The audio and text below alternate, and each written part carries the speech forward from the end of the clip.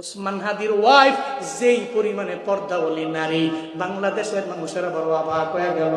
আমি চ্যালেঞ্জ দিয়েছি গতকালকে, ওসমান হাদির ওয়াইফ যেই পরিমাণে পর্দা কর্মীওয়ালী নারী, বাংলাদেশের অনেক বড় বড় বুজুর্গের বউরাও এত পরিমাণে পর্দা করতে পারে না। ওসমান হাদি তো দামি, স্বামী নামে কথা বললে আলোচনায় আসবে, আবার সিম্পেথি গ্রহণ করতে পারবে। ওসমান হাদির বউ তো চাইলে পারত, হাদির জন্য সংবাদ সম্মেলন করতে চাইলে পারত, কেউ বাধা দিত না, আসতে পারত। আবার মানুষ নেগেটিভ মন্তব্য করত না, পজিটিভই করত। পর্দা সহকারে আসতে পারত, হিজাব লাগায়, নিকাব লাগাও। এরপরও কেন আসে না? কারণ জানে রে, সবার আগে আমার আল্লাহ, সবার আগে আমার পর্দা, সবার আগে আমার হিজাব, সবার আগে আমার নিকাব। এই জন্যই তো আল্লাহ হাদির দাম বাড়ায় দিল।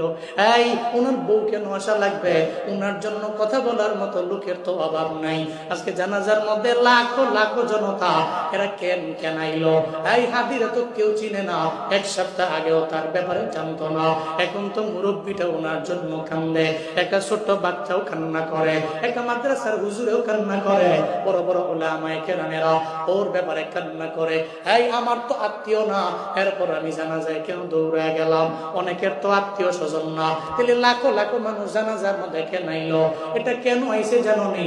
কারণ ঘরের মধ্যে যদি এমন বিবি থাকে যেই বিবি জান্নাতি বিবি, ঘরের মধ্যে এমন মা যদি থাকে যেই মা জান্নাতি মা, এই ঘরের থেকে তো অনেক খারাপ লোক আশা করা যায় না।